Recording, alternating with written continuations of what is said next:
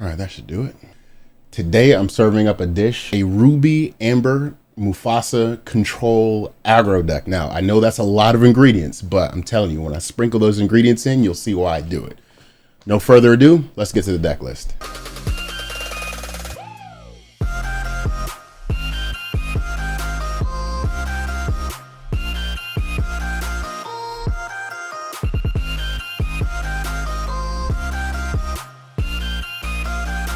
All right, so here it is. Here's the deck list. Let's get right into the cards and the reason I play them. All right, first off, we have the Mulan package. Now, as you know, this format has a lot of characters. You need ways of dealing with them.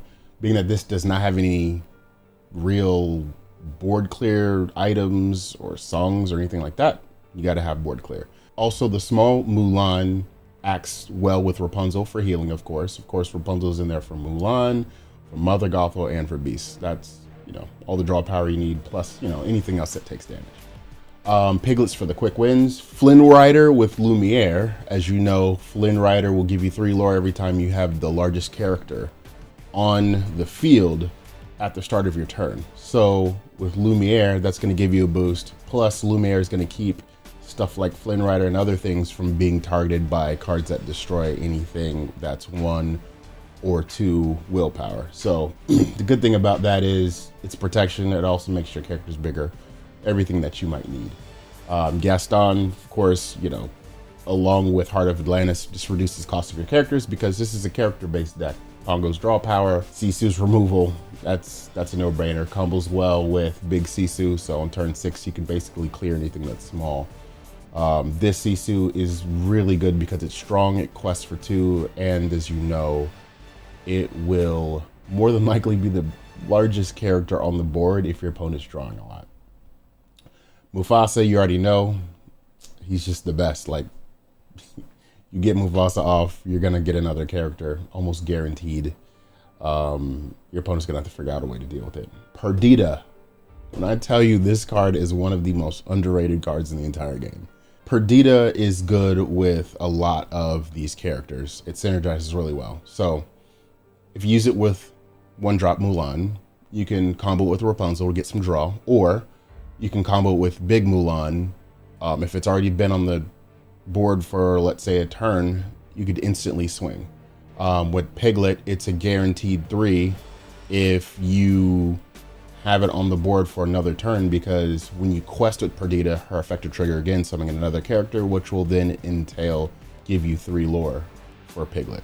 You can summon Flynn Rider to press your opponent for game. You can summon Lumiere to boost your characters. You have Mother Gothel, same draw potential, things like that. It will facilitate a lot of your win conditions. Stitch, draw power, really simple, especially if you get off of Mufasa for free. It's very simple. Sisu, board clear. Maleficent, board clear. Heart of Atlantis, you get this out and they can't get rid of it, you're going to win the game of attrition. So the way this deck runs is early game, you're going for lore. So you got Piglets, you got Flynn Riders, things like that. You have the Lumiere to essentially make your characters a little bit more resilient to a lot of the board remover cards.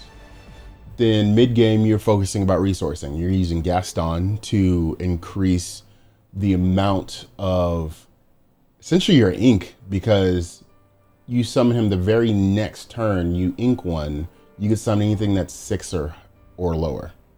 Pongo gets you more resources by getting a character off the top of your deck.